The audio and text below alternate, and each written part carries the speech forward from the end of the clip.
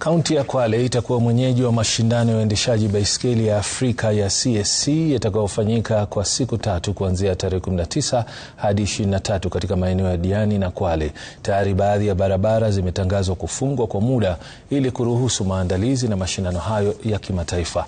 Kando na mashindano, pia kaunti hiyo ya Pwani inatarajiwa kupokea wageni wengi watakaohudhuria mchuano wa mchezo huo unaokuwa kwa kasi humu nchini.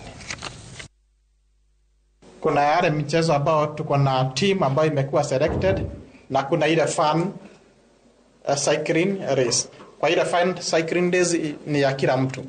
Kama uko na baiskeli, kama hauna, kuna watu ambao hapa watatupatia kwa na pesa kidogo, hela kidogo, utachangia na utapewa baiskeli kuja kama umejiandaa.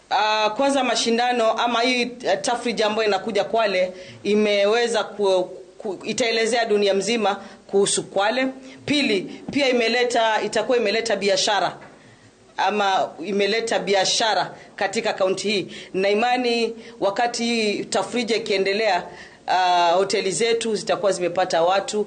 Vile vile katika masuala haya yote kuna wale wafanyi biashara ambao watakuwa biashara zao zimepata nafasi. Tutakuwa na wachezaji kutoka Afrika nzima, na utakuwa mchezo ambao utakuwa unajumuisha miaka kutoka 15 hadi miaka 50, na tutakuwa na wachezaji wa kike na tutakuwa na wachezaji wa kiume.